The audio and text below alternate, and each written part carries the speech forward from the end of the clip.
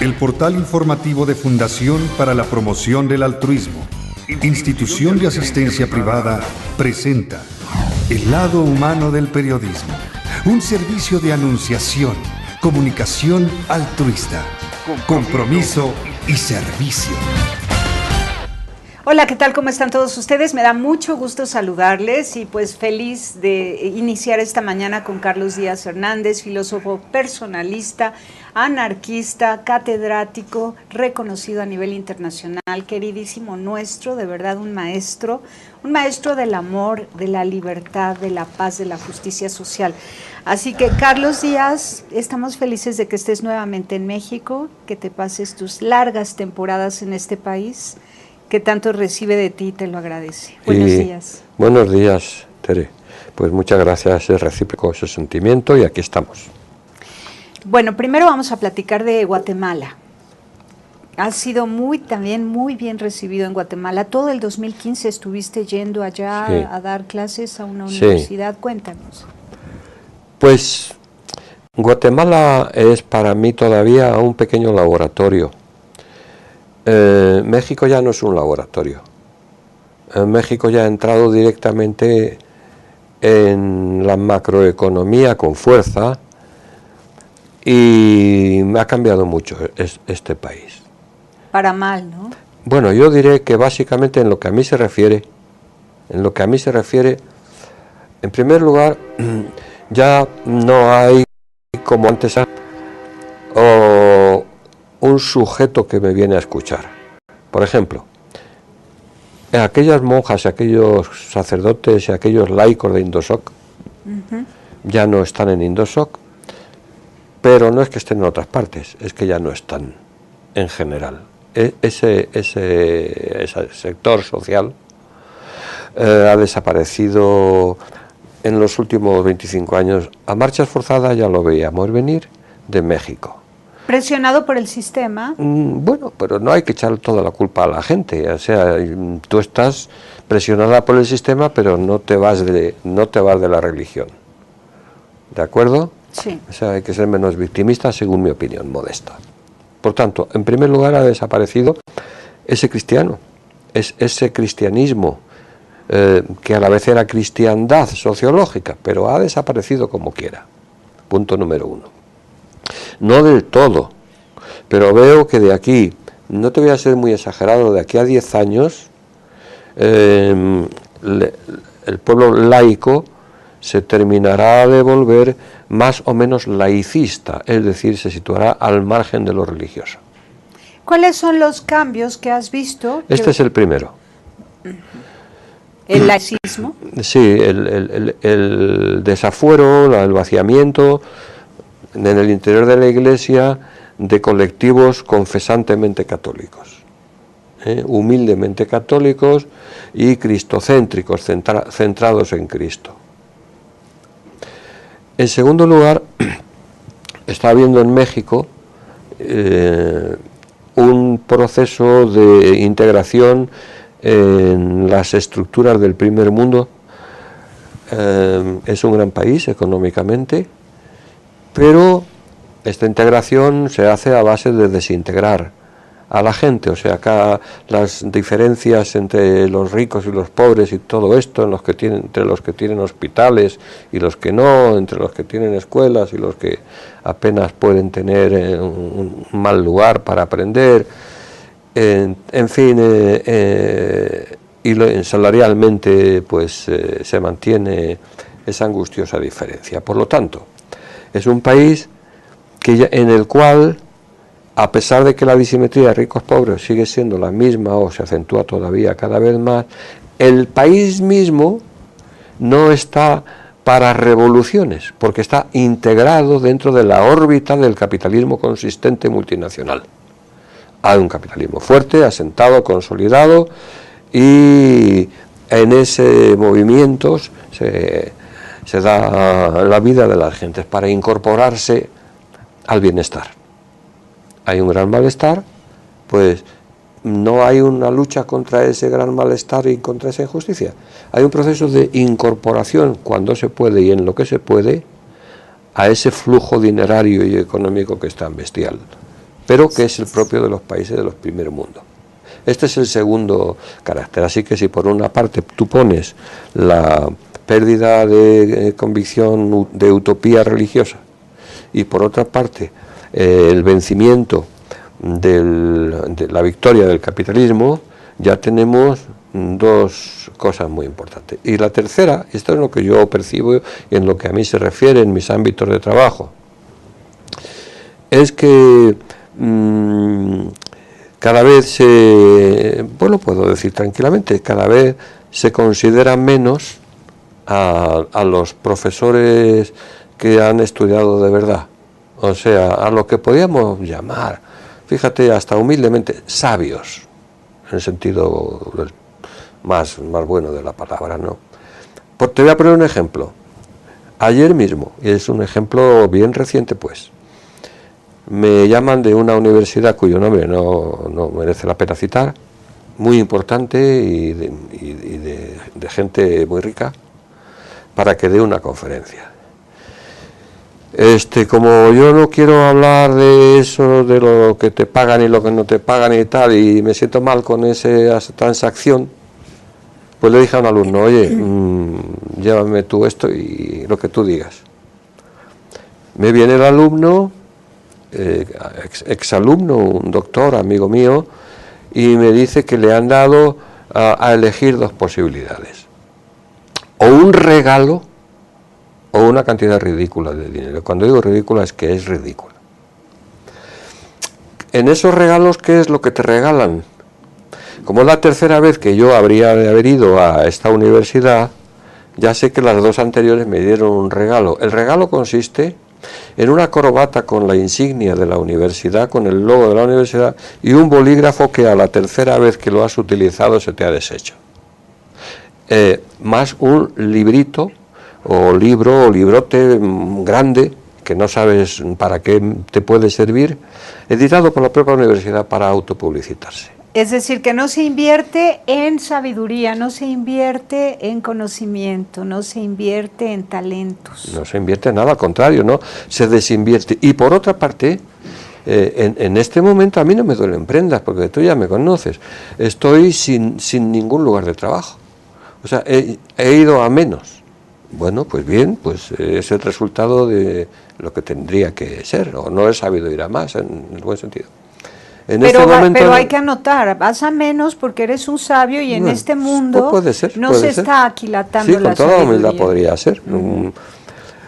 Entonces, si fueras ingeniero industrial tendrías mucho trabajo, si fueras banquero, si fueras financiero. Pues ¿no? Es decir, que se está desplazando el contenido del ser humano. Y es solo la forma y el estilo. Claro, yo esto lo noto mucho. Y sobre todo, por ejemplo, en el nivel de los honorarios. A ver, una persona como yo que viene de otro país lejano, que tiene que alquilar aquí una habitación o lo que sea, o una residencia, etcétera, etcétera, y que comes fuera de casa, etcétera, etcétera. Aquí lo que hoy se me está ofreciendo es pagarme un poquitín más que a los demás profesores, pero muy poquito más, los cuales cobran muy poco en estas universidades importantes, pero muy poco. Yo no sé si tú tienes experiencia de esto. En resumen, en general, pues noto como este sistema, y en concreto en el México emergente y poderoso, pese a todo, va centrifugando, va dejando fuera a la gente como yo, a la gente que busca otra cosa. Sin alaracas, ya este año no me ha llamado ninguna universidad, estoy aquí, de casualidad. Porque tu hija vive acá, ¿no? Sí, pero no por ella, claro. Sí, claro, pero además tienes un vínculo fuerte con México porque ella vive en México. Sí, bueno, pues en realidad esto no es me has preguntado por cómo veía yo la sociedad. Así la veo yo desde mi punto de vista. Si miro fuera, que es lo que también me interesa, mirar fuera de mi punto de vista subjetivo y particular, pues me encuentro una sociedad desgarrada, cada vez más violenta, etcétera, etcétera, lo que todos los mexicanos, todos ustedes están sufriendo, ¿no? Donde la inmundicia del gobierno y los desafueros de todos los ciudadanos, más o menos, o en diferente grado, muchos ciudadanos, van haciendo irrespirable, y no solo por la polución ambiental, este país. Es decir, que ya tenemos a México en el primer mundo de verdad. Sí, invivible. Pues en el primer mundo, es que el primer mundo es así. Es decir, quizá la gente cuando piensa en Estados Unidos piensa en un paraíso. Pero bueno, hay 60 millones de pobres de solemnidad en Estados Unidos, entonces pues hay que ver que son mucha gente si los pones juntos. En fin, bueno, y esto venía quizá por Guatemala, porque es. en Guatemala todavía se respira un aire humano, todavía se Bueno, siente el cariño, verás, la tradición, la cultura, el amor a la naturaleza, el respeto a la tierra. Verás, no he querido decir que si ya me siento bastante marginado en México, todavía Guatemala es todavía un laboratorio para mí. ¿En qué sentido? Los países de Centroamérica no han progresado hacia el capitalismo, ni mucho menos. Hay unos pocos que son ofensivamente ricos y una gran mayoría que son tristemente pobres, muy pobres. Entonces, yo no veo a Guatemala como un país feliz, lo veo como un país pobre e infeliz. Aquí en México, ahora sí para contraponer, yo veo una nación que tiene un 30% de gente que vive bien, esos son felices. En Guatemala, el resto vive mal. En Guatemala puede haber un 10% de población que vive casi como los mexicanos ricos y un 90% de población verdaderamente triste. Como No, Chiapas se parece, porque la pues mayoría sí, de la población es indígena. yo creo que eso es correcto, esa comparación. Y claro, atracos y todo lo demás, hay más que aquí. Esto es la Ciudad de México es un paraíso en comparación con Guatemala capital. Eso, porque allí, ¿qué te voy a decir? En todos los tópicos los puedo reafirmar, no por cuanto sean tópicos, sino porque existen. Tú te montas en un camión y 50% de las veces eres asaltado. Y bueno, allí hay unos colectivos marginados. Dentro de los marginados, estos son hipermarginados, cuya extensión es tan grande que no sabes dónde terminan. Pero son los de la sierra a la ciudad, Sí, porque no. los que viven en la sierra todavía siguen siendo dueños de las tierras, del sol, de la luna, del paraíso. Bueno, sí, pero si uno se pregunta por qué si tienen tanto no quieren estar allí. ¿Por qué no quieren?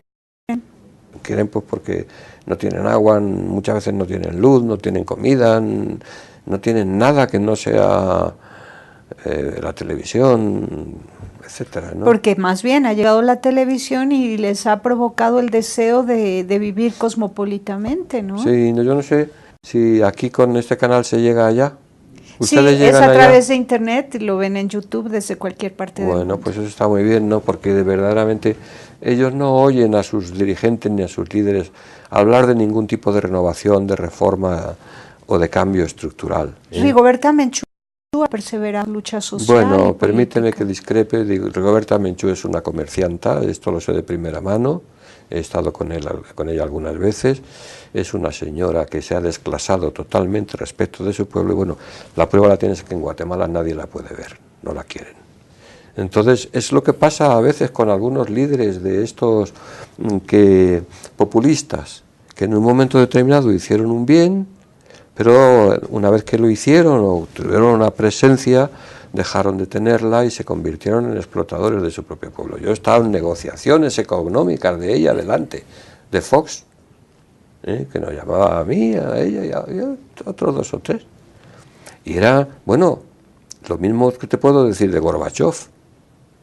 Son gente que tienen unas fundaciones que no bajan del dinero personal de 100.000 dólares al mes para ellos, para cada uno de ellos.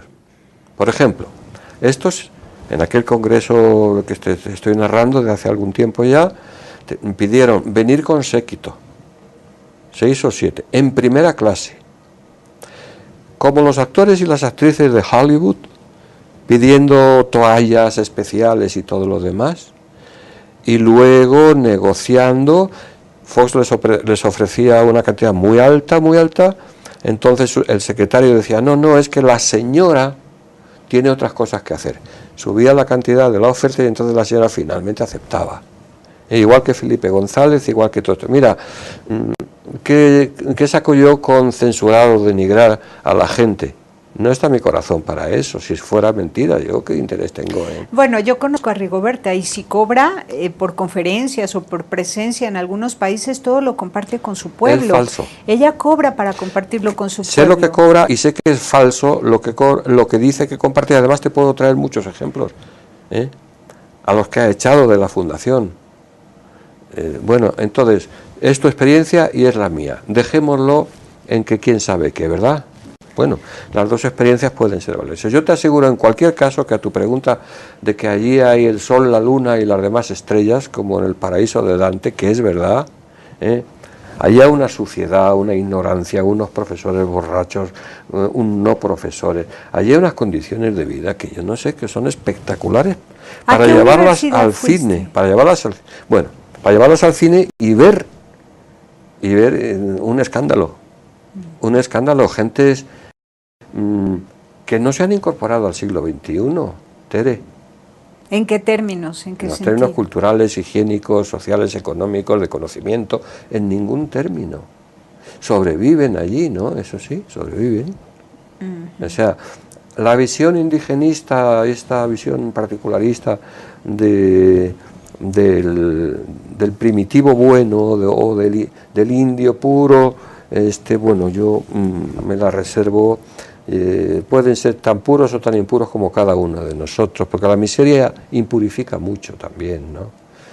Entonces, tanto por la abundancia del latrocinio como por la escasez del ser ladroneados, valga el pleonasmo, el ser humano que está dispuesto a ser bueno no tiene una identificación social o de clase, como no lo tenía tampoco en el proletariado del comunismo.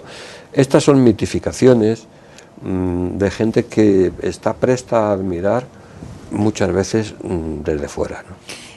Sin embargo, en la productividad en el campo, en la libertad agropecuaria de cada nación, en la autonomía alimentaria de cada nación, sí es muy importante el trabajo del campo, de los campesinos, de los indígenas. Comeríamos piedras si no fuera así, pero a ellos, a los campesinos, no les llega nada. O sea, viven, no sé quién se llevará el dinero de lo que ellos producen en esa larga intermediación hasta que llega al consumidor, que lo paga, Pero tú dirás si el campo en México, el campesinado está bien tratado. No, está muy maltratado. Y además la soberanía alimentaria en México no existe, es una dependencia total de la importación. Pero en Guatemala, ¿cuáles fueron tus aportaciones? Porque nos han llegado correos electrónicos de gente que te quiere mucho, que están infinitamente agradecidos por tu presencia en Guatemala. Bueno, pues muchas gracias, Tere. Esto lo dices porque me quieres, pero vamos, hay que descontarle un poco una gota. Bueno, hicieron hasta un libro de homenaje a Carlos Díaz en la universidad donde estuviste en Guatemala. Sí, pero eso es por lo guapo que soy, no por lo inteligente. Bueno, mira, en este laboratorio, que todavía no se ha incorporado al primer mundo, como he venido diciendo, perdona que me repita, todavía te encuentras gentes más ingenuas, diríamos, más bondadosas, todavía, porque hay un nivel en que los pobres son tan pobres que ni malos pueden ser. Entonces, en esos niveles hay una universidad que es muy pobrecita, que es en la que yo estoy, ¿no? Muy pobrecita, es una universidad que tiene 250 alumnos. Y que se mantiene por sí misma con unas cotas muy bajas, las más bajas. Sin embargo, a los profesores les pagan igual que en las universidades ricas. Bueno, la opción es una opción preferencial por los pobres, porque la doctora María Figueroa, que es una psicóloga muy conocida y muy famosa allí, es católica y ella es americana de origen, pero se fue allí por opción a Guatemala, ¿no? Y es una mujer culta y ella no tiene dinero. Si tú comparas con los propietarios de otras universidades que son riquísimos, pertenecen a la élite pero muy, muy elitaria, pues esta mujer vive en una casa buena y realmente no tiene nada, la está pagando a plazos. ¿Eso en qué se traduce? En que en principio en esta universidad hay psicología, antropología y formación para, ¿cómo se llama?, de formación de caracteres o de ayuda para crecer, autoayuda, bueno, no sé, ahora mismo no me viene. No. Todas las áreas humanistas. Todas las áreas humanistas. Bien, pues ahí caí yo, bueno, pues siempre cae uno en algún sitio, ¿verdad? Pues ahí caí yo. Y mi interés era cambiar, mejorar el panorama reflexivo, no digo intelectual, simplemente comprender mejor la realidad para ser más persona. Bueno, lo que tú haces y lo que hacemos bastantes. Pero entonces dabas cátedra a todas las áreas, a todas las especialidades. Sí, y como además en el país de los ciegos el tuerto es el rey, eso también se dirá aquí, ese refrán, ¿verdad? ¿O no Sí, sé? sí, también. Pues yo llegué tuerto. Y quiere decir que enseguida me di cuenta de que no había programas de doctorado fiables, que había muchas carencias, ¿no? Entonces, ¿les ayudaste a revisar su oferta académica también? Claro, incluso me llamaron director general académico. Pero bueno, ya te estoy diciendo lo que es.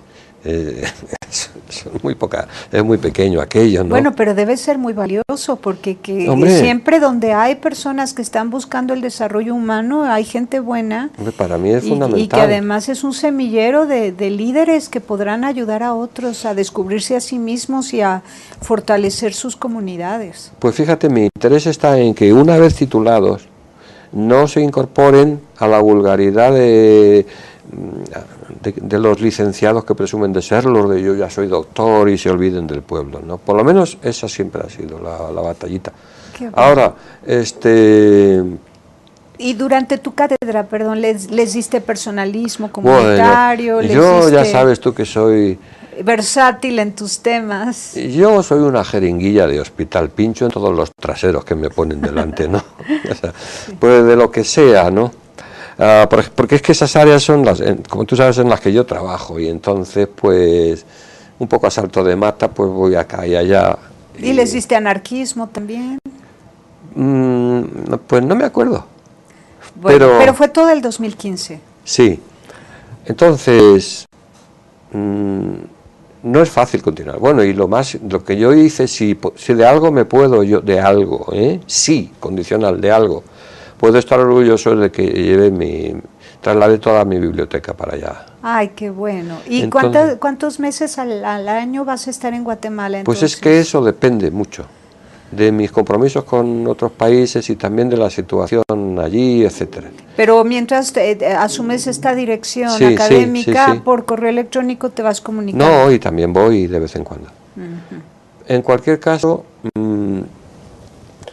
pues claro, tú imagínate lo que significa que en una de las más pequeñitas universidades de Centroamérica, modestas, aunque también van señoras, en el sentido de que, bueno, siempre hay señoras buenas que ayudan.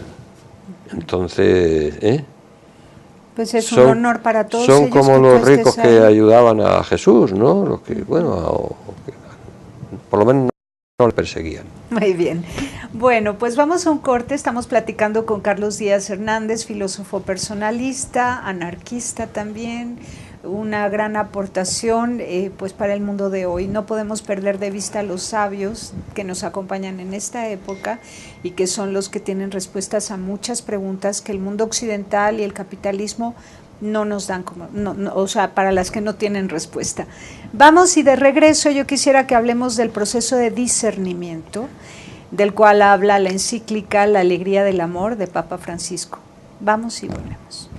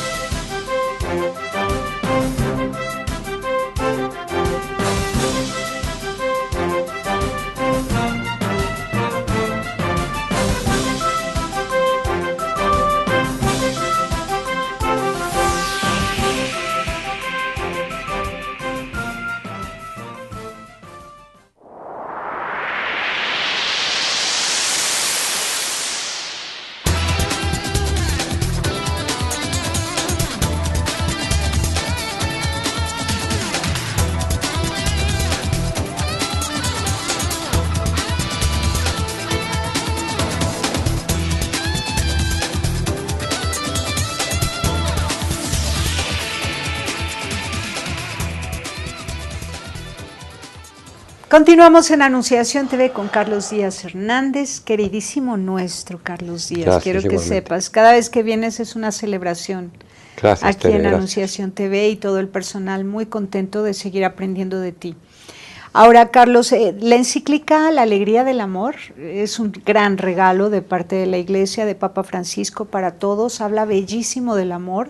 El centro son las cualidades del amor de 1 Corintios 13 y habla de distintas situaciones, 13 situaciones diversas, difíciles de las familias. Por lo menos 13 como ejemplo de todo lo diferente y diverso que puede ser una situación difícil en familia, ¿no?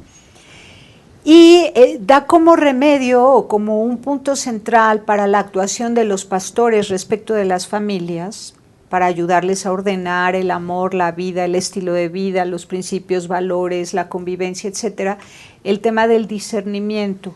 Habla de no sustituir las conciencias de los fieles, sino educar la conciencia y jamás sustituirla.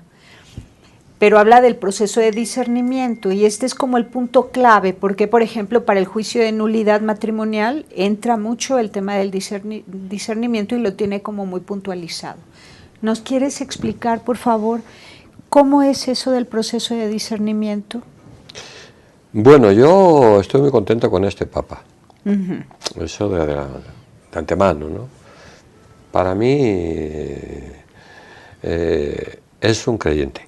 Es un cristiano. Sí, es un 100%, creyente. me encanta. Dicho esto, hay que ver cómo repercute en cada país, ¿verdad? La diferencia de cada país. Por ejemplo, estas cosas que se dicen en la encíclica, según me dices, pues por lo que uno lee en los periódicos de España, están generando un rechazo. Te dices, ¿pero cómo?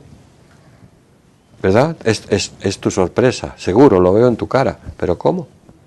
Bueno, pues porque lo que aquí es un avance, o puede llegar a serlo, dentro de la Iglesia, una Iglesia más humana y más divina. Sin embargo, en Europa es como una renovación de las ofensas clásicas.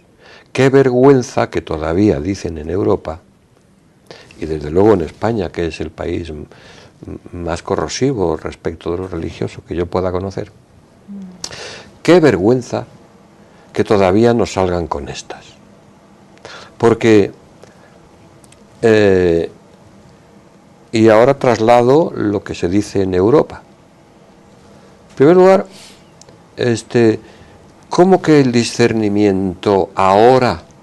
Pero vamos a ver, ¿no tuvo Judas ya su proceso de discernimiento? Y no lo tuvo Francisco de Asís, y no lo tiene que tener todo cristiano, en cualquier situación.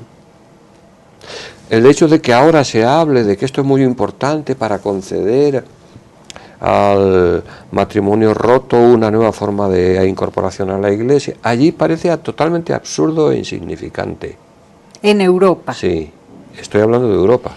Bueno, pero en países más ortodoxos donde se rigen por la norma, por la letra de la ley, etcétera, bueno, es muy lindo que se reconozca el dinamismo de la vida humana y que por eso cabe el discernimiento. Lo que te hacía era una observación previa, que cómo hay que ver la situación de cada país y para entender lo que puede significar globalmente una encíclica.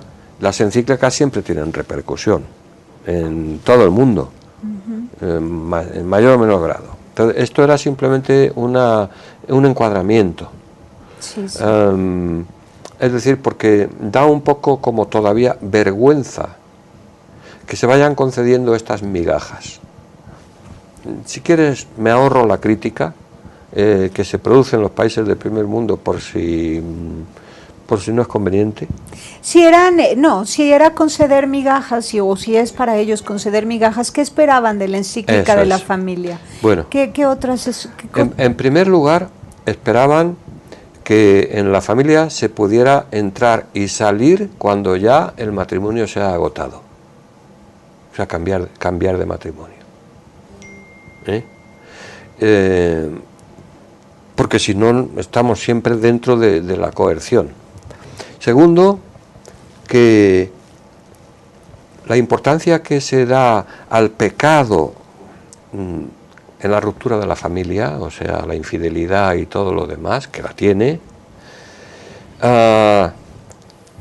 se pusiera también en comparación con lo que es el pecado social, el latrocinio, el robo, los papeles de Panamá, el capitalismo, que parece que hay como según Europa, yo tengo que decirte que, en fin, no me parece mal lo que dice Europa, ¿Y no es contradictorio pedir que se considere la infidelidad como un pecado social semejante a los papeles de Panamá o cualquier otro grave? Contradictorio no. No, con respecto a esta otra petición o deseo que tenían de que del matrimonio se puede entrar y salir cuando uno quiere. No. ¿Eso no es antievangélico, entrar y salir del matrimonio cuando uno quiere? Es que ¿quién ha dicho cuando uno quiere? Porque yo no lo he dicho. Bueno, yo entendí eso. Cuando se ha acabado, he dicho, el matrimonio, cuando no hay ya esperanza, cuando ya no hay convivencia posible, Eso, a eso no le puedo llamar yo que cuando uno Pero quiere. por eso la encíclica habla de la nulidad, del juicio de nulidad como un servicio. Entonces, que se acabó ya lo de nulidad y de no nulidad, sino que la conciencia del fiel, de la persona creyente, es la que debe discernir, o discierne o no discierne. Pero aquí parece que discierne a medias todavía, porque por encima del discernimiento de la familia estaría el discernimiento oficial que la Iglesia da o no da. Es decir, demasiada protección, demasiada cautela, demasiado peso de los todavía de los sacerdotes. Es que el peso de los sacerdotes, que Dios me perdone, pero ha sido una de las armas más crueles contra la libertad de conciencia del laico, de la persona normal. Y en este país, pues yo creo que algo se sabe de eso también, ¿no? Sí, pero precisamente por eso la encíclica lo dice muy claramente, de no sustituir la conciencia de los fieles y de atender a esa conciencia. Pero todavía se mantienen anacronismos del tipo siguiente. A ver, lo de la comunión. ¿Por qué se va a poner a una persona que ya no ama a otra, y no es por vicio ni por nada, sino simplemente porque se le ha terminado la buena vibración en la convivencia, a pesar de que hayan hecho esfuerzos por mantenerla, y no de cualquier modo?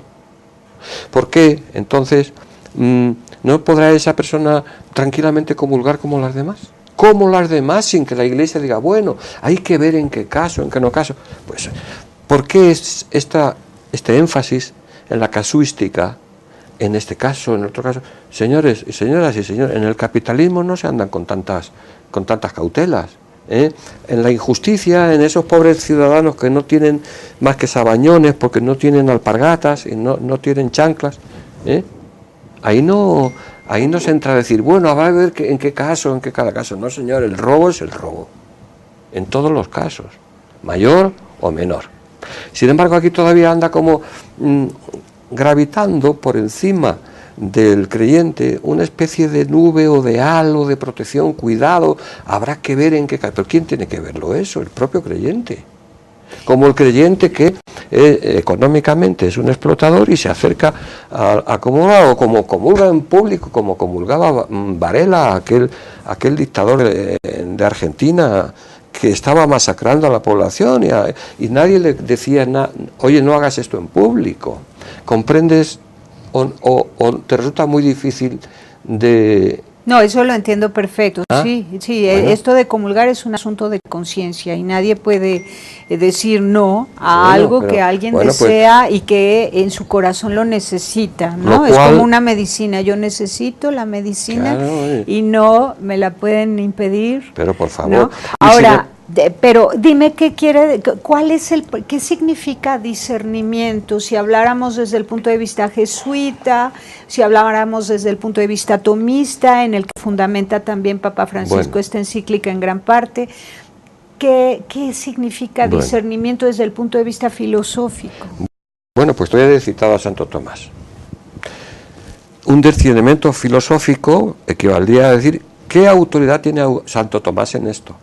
Si Santo Tomás es la única o la más importante fuente de convicción filosófica para el creyente católico. No es la única, afortunadamente. No es la única, pero tú dices pero, bueno, pues estos peros son los que a mí me parece que hay que retomar. O sea, Santo Tomás, lo he dicho también aquí en público, y yo soy un catedrático que ha estudiado esto.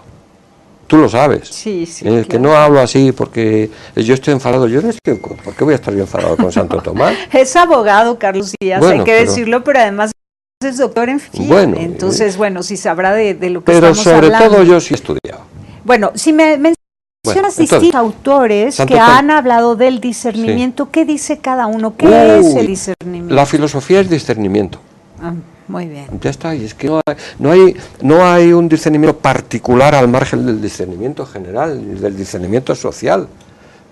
Porque si no fragmentamos a la persona, hacemos como un reducto de discernimiento privado y específicamente de discernimiento privado en torno a las cuestiones afectivas y del sexo. Desde el punto de vista etimológico, ¿qué significa discernimiento? Mira, discernir es una cosa que hacían los latinos así y significa cribar. Es decir, separar el trigo de la paja. Eso es discernir. Entonces, separar el bien del mal, eso es discernir. Hay palabras que si no se toman con rigor, pues pueden identificarse parcialmente. Por ejemplo, discernir ahora va a ser lo que pasa solo en mi conciencia en relación con el problema de la disolución matrimonial o de la comunión en público. Entonces, volvemos a la distinción entre lo privado, esto es discernimiento, y lo público, donde no hay discernimiento. Pues no. El discernimiento es lo que tú haces cada día por la mañana cuando te levantas. Ver qué es lo mejor para ti, para el prójimo, para la sociedad, qué es lo peor, qué es lo que no está tan bien, cuáles son tus dolores, si pues puedes sufrir y seguir aguantando una situación de estrés emocional o de estrés postraumático.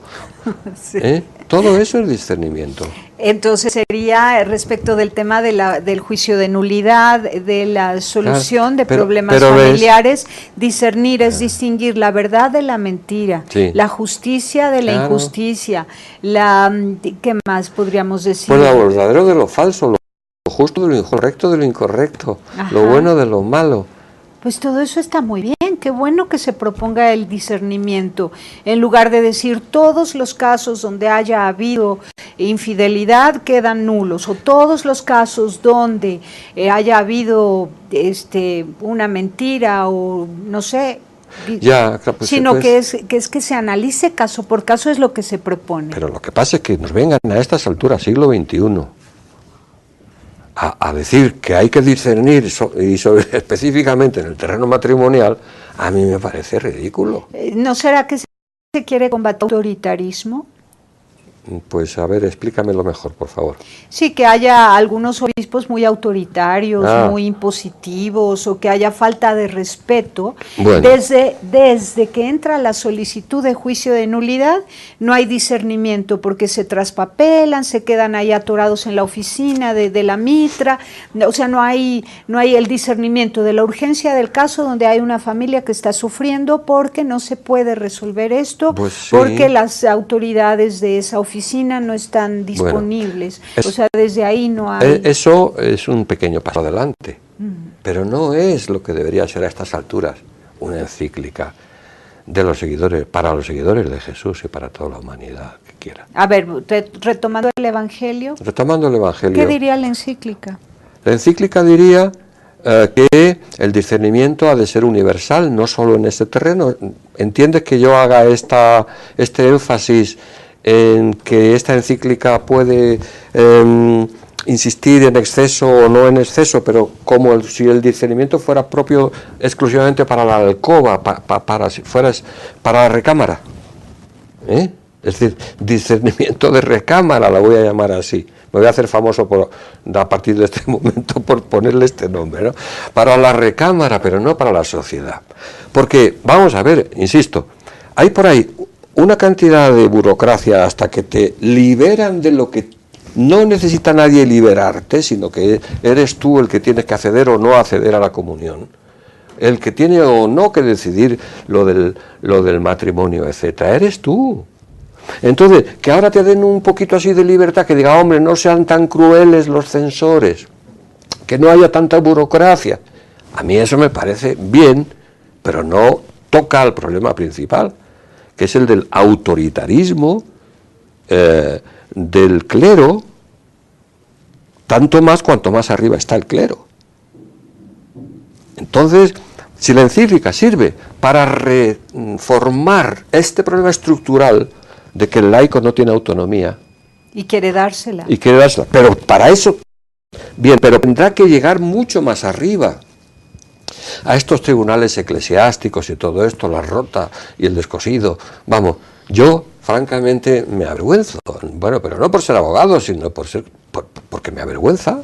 Es decir, es como si alguien, como si fuera un juicio, un tribunal civil, para ver si yo puedo respirar en mi casa, puedo hacer ruido en mi casa.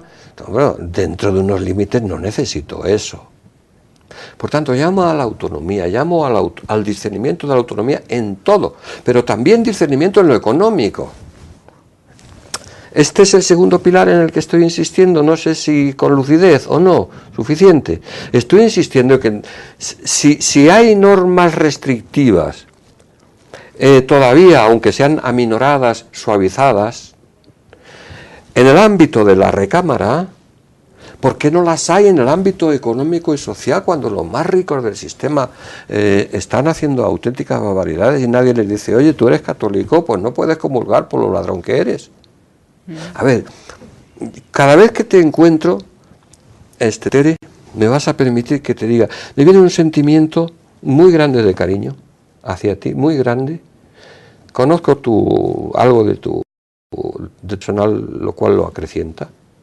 Pero a la vez me viene un desfondamiento diciendo, pero qué poquito evolucionada como laica está esta queridísima Tere. ¿En qué sentido? ¿Querrías que fuera más aguerrida, más denunciante? Pero si no hace falta ser aguerridos ni denunciantes, estamos sentados en sillas como los demás y pensamos como los demás. En que las objeciones que yo estoy poniendo... No, yo no te las niego ni te las callo. No me las niegan, bueno, claro que no, por supuesto. Claro.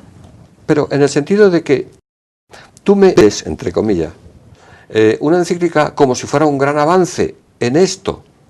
Y eso es lo que me parece de una laicidad buena, pero todavía muy conservadora. Te voy a decir, porque yo estoy hablando mientras pienso en un grupito de católicos que tienen apresados a los obispos mexicanos. Y yo también. Un grupito de católicos de ultraderecha que tienen todo el dinero de México y que tienen además la conciencia de los obispos comprada y que presentan un catolicismo muy restrictivo, un catolicismo muy despreciativo de la libertad humana, muy miedoso, un catolicismo ultramiedoso, un catolicismo que no conoce a Dios, que no conoce a Jesucristo, que no entiende la palabra misericordia, que la justicia la toma como sinónimo de castigo, no entiende lo que es la justicia. O sea, entonces, pensando en ellos, bendita la encíclica. Yo, pensando en ese grupito, que es el que tiene dominado el estilo de vida y el ritmo de vida de la Iglesia en México,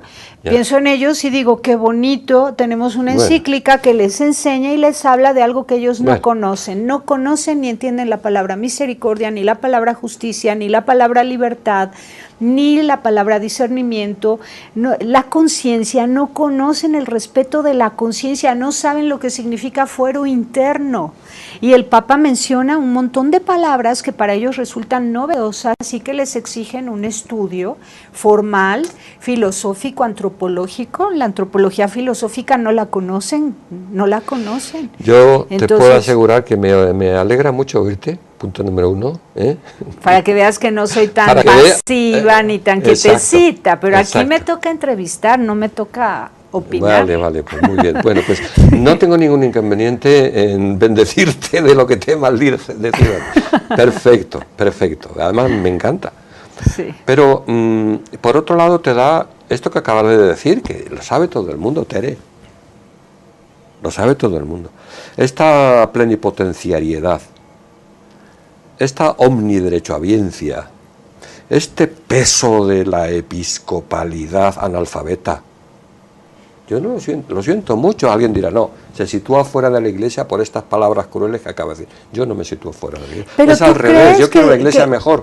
Entonces, eso solo se producirá si los laicos enseñamos a los obispos a ser creyentes.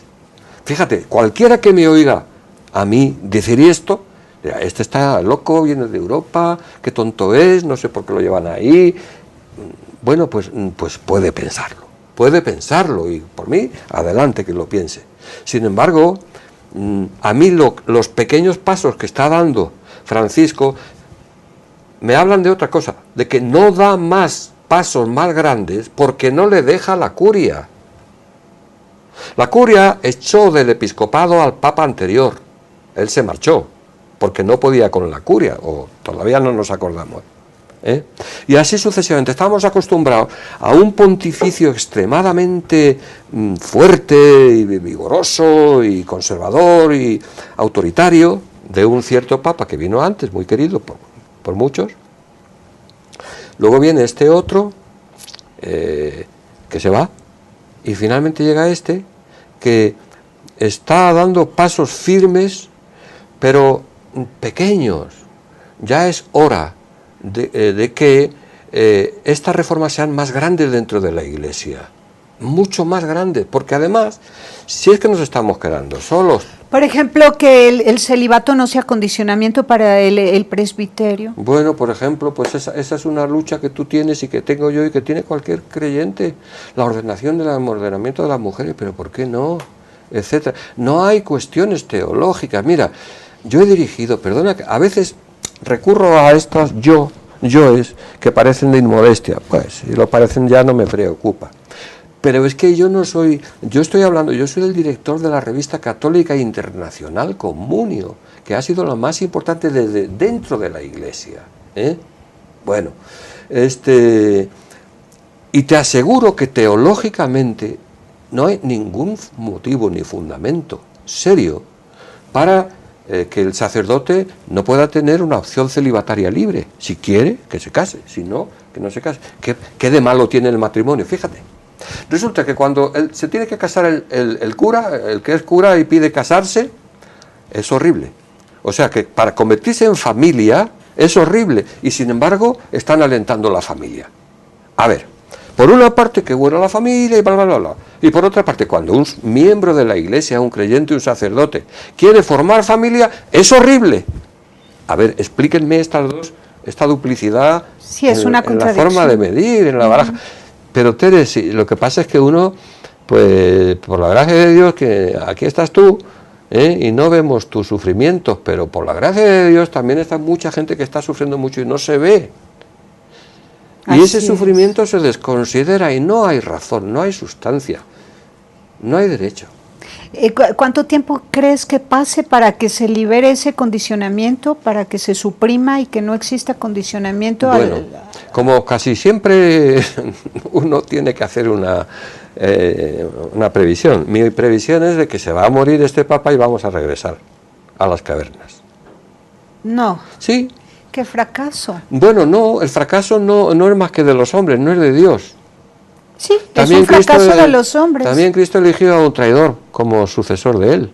Bueno, ¿y no crees que aceleremos pasos en este diálogo interreligioso y en la unidad de los cristianos antes de que Papa Francisco fallezca? Porque si no, va a ser el caos, regresar a las cavernas y al autoritarismo y a ser retrógradas. A la secta. Podemos ser una secta de muchos millones, pero secta en su estructura intelectual. ¿Cómo ves la tendencia de la unidad de los cristianos y de pues el diálogo interreligioso y cada vez mayor respeto al judaísmo? Bueno, por supuesto, todo lo que sea diálogo es bueno. Interreligioso, no religioso, interreligioso con los religiosos. Es que nuestra estructura es dialógica, no es dogmática. Entonces, ¿cómo lo voy a ver? Apoyándolo. ¿Pero crees que ya se va consolidando ciertamente? Es que por la fuerza de los hechos y a pesar de las trabas y de las barreras que se pone en el interior de nuestra fe, de nuestra iglesia, no todo es así, pero hay muchos así dentro de nuestra iglesia, mucha traba. Mira, las cosas tienen que imponerse por su propio peso.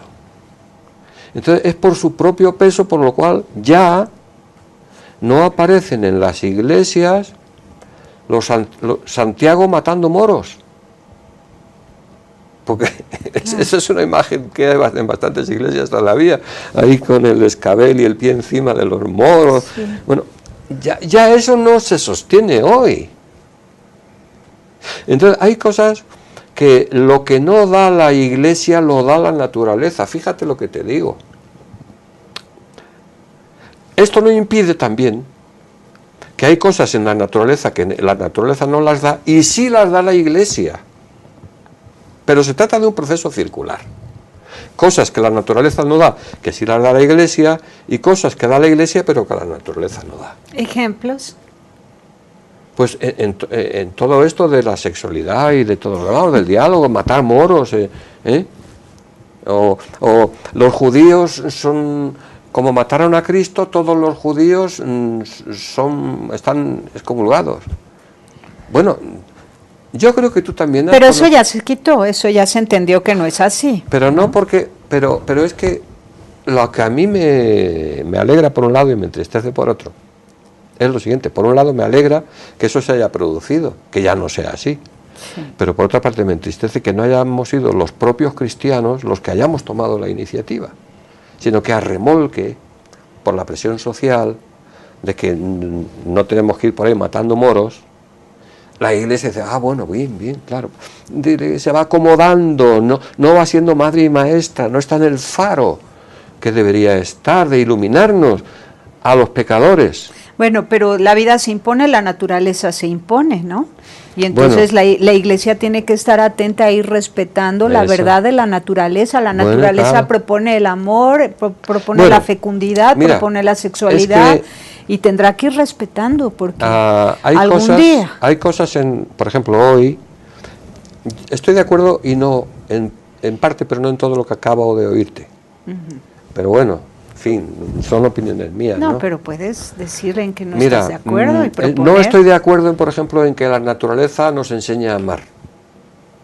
Es Cristo quien nos enseña a amar de otro modo. Bueno, me gusta mucho que lo digas. Por lo tanto, este es un ejemplo de que hay cosas en la naturaleza que no son sebastantes, autosuficientes, sino que necesitan de la gracia.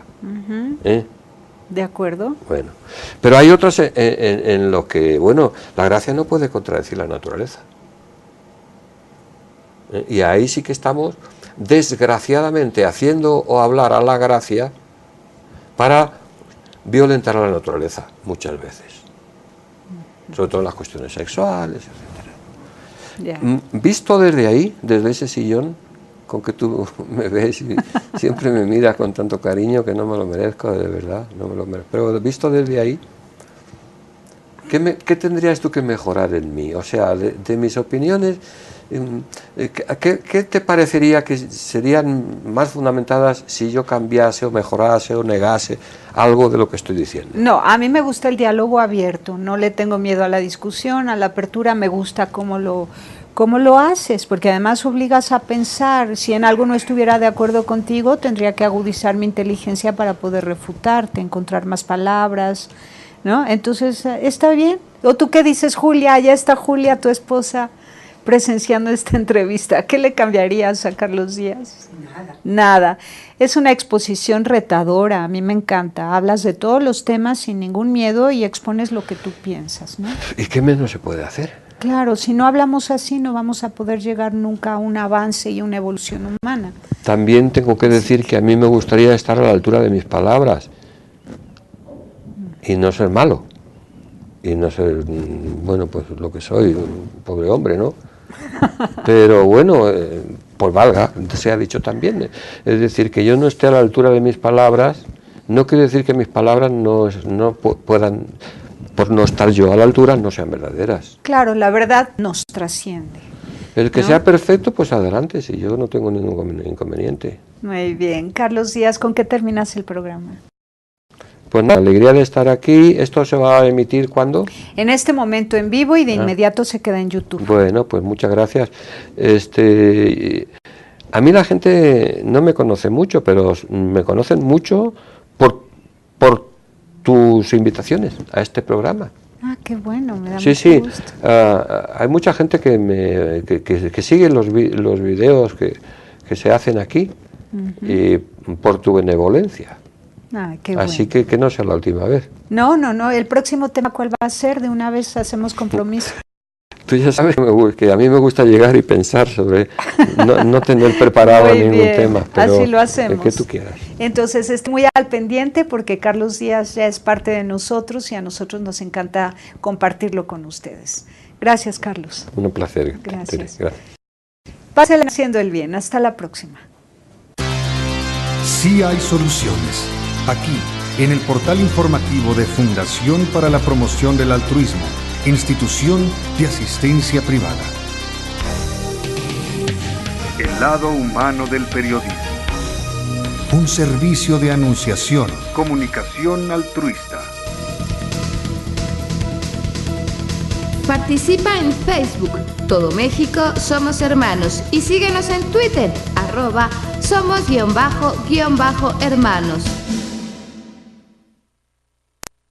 Que es el propio de los países de los primer mundo. Este es el segundo carácter, así que si por una parte tú pones la pérdida de convicción de utopía religiosa y por otra parte el vencimiento de la victoria del capitalismo, ya tenemos dos cosas muy importantes. Y la tercera, esto es lo que yo percibo y en lo que a mí se refiere en mis ámbitos de trabajo, es que cada vez puedo decir tranquilamente, cada vez se considera menos a los profesores que han estudiado de verdad, o sea, a lo que podríamos llamar, fíjate, hasta humildemente, sabios, en el sentido más bueno de la palabra, ¿no? Pues te voy a poner un ejemplo. Ayer mismo, y es un ejemplo bien reciente, pues, me llaman de una universidad cuyo nombre no merece la pena citar, muy importante y de gente muy rica, para que dé una conferencia. Como yo no quiero hablar de eso, de lo que te pagan y lo que no te pagan y tal, y me siento mal con esa transacción, pues le dije a un alumno, oye, llévame tú esto y lo que tú digas. Me viene el alumno, exalumno, un doctor, amigo mío, y me dice que le han dado a elegir dos posibilidades, o un regalo o una cantidad. Ya no hay, como antes, o un sujeto que me viene a escuchar. Por ejemplo, aquellas monjas, aquellos sacerdotes y aquellos laicos de Indosoc ya no están en Indosoc, pero no es que estén en otras partes, es que ya no están en general. Ese sector social ha desaparecido en los últimos 25 años. A marchas forzadas ya lo veíamos venir de México. ¿Presionado por el sistema? Bueno, pero no hay que echar toda la culpa a la gente. O sea, tú estás presionada por el sistema, pero no te vas de la religión. ¿De acuerdo? Sí. O sea, hay que ser menos victimista, según mi opinión, modesta. Por tanto, en primer lugar ha desaparecido ese cristianismo, que a la vez era cristiandad sociológica, pero ha desaparecido como quiera. Punto número uno. No del todo, pero veo que de aquí, no te voy a ser muy exagerado, de aquí a 10 años, el pueblo laico se terminará de volver más o menos laicista, es decir, se situará al margen de lo religioso. ¿Cuáles son los cambios que has visto? Este es el primero. ¿El laicismo? Sí, el desafuero, el vaciamiento en el interior de la Iglesia de colectivos confesantemente católicos, humildemente católicos, ridícula de dinero. Cuando digo ridícula es que es ridícula. En esos regalos, ¿qué es lo que te regalan? Como es la tercera vez que yo habría de haber ido a esta universidad, ya sé que las dos anteriores me dieron un regalo. El regalo consiste en una corbata con la insignia de la universidad, con el logo de la universidad, y un bolígrafo que a la tercera vez que lo has utilizado se te ha deshecho. Más un librito, o libro, o librote grande, que no sabes para qué te puede servir, editado por la propia universidad para autopublicitarse. Es decir, que no se invierte en sabiduría, no se invierte en conocimiento, no se invierte en talentos. No se invierte en nada, al contrario, ¿no? Se desinvierte. Y por otra parte, en este momento a mí no me duelen prendas, porque tú ya me conoces. Estoy sin ningún lugar de trabajo. O sea, he ido a menos. Bueno, pues bien, pues es el resultado de lo que tendría que ser, o no he sabido ir a más, en el buen sentido. Pero hay que anotar, vas a menos porque eres un sabio y en este mundo puede ser, no se está aquilatando la sabiduría. Sí, con toda humildad podría ser. Entonces, sí, si fueras ingeniero industrial tendrías mucho trabajo, si fueras banquero, si fueras financiero. Pues sí, es decir, que se está desplazando el contenido del ser humano. ¿Y es solo Bueno, la forma y el estilo? Claro, yo esto lo noto mucho y sobre todo, por ejemplo, en el nivel de los honorarios. A ver, una persona como yo que viene de otro país lejano, que tiene que... y cristocéntricos, centrados en Cristo. En segundo lugar, está habiendo en México un proceso de integración en las estructuras del primer mundo. Es un gran país económicamente, pero esta integración se hace a base de desintegrar a la gente, o sea, acá las diferencias entre los ricos y los pobres y todo esto, entre los que tienen hospitales y los que no, entre los que tienen escuelas y los que apenas pueden tener un mal lugar para aprender, en fin, y salarialmente pues se mantiene esa angustiosa diferencia. Por lo tanto, es un país en el cual, a pesar de que la disimetría de ricos-pobres sigue siendo la misma o se acentúa todavía cada vez más, el país mismo no está para revoluciones, porque está integrado dentro de la órbita del capitalismo consistente multinacional. Hay un capitalismo fuerte, asentado, consolidado, y en ese movimiento se da la vida de las gentes para incorporarse al bienestar. Hay un gran malestar, pues no hay una lucha contra ese gran malestar y contra esa injusticia. Hay un proceso de incorporación, cuando se puede y en lo que se puede, a ese flujo dinerario y económico que es tan bestial. Pero el portal informativo de Fundación para la Promoción del Altruismo, institución de asistencia privada, presenta El lado humano del periodismo, un servicio de anunciación, comunicación altruista, compromiso y servicio. Hola, ¿qué tal? ¿Cómo están todos ustedes? Me da mucho gusto saludarles y pues feliz de iniciar esta mañana con Carlos Díaz Hernández, filósofo personalista, anarquista, catedrático, reconocido a nivel internacional, queridísimo nuestro, de verdad un maestro del amor, de la libertad, de la paz, de la justicia social.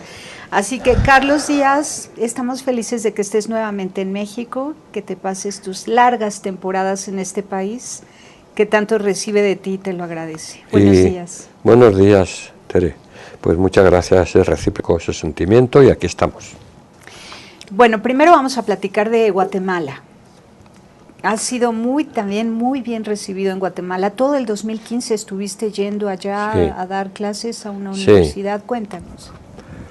Pues Guatemala es para mí todavía un pequeño laboratorio. México ya no es un laboratorio. México ya ha entrado directamente en la macroeconomía con fuerza y me ha cambiado mucho este país. Para mal, ¿no? Bueno, yo diré que básicamente en lo que a mí se refiere, en primer lugar,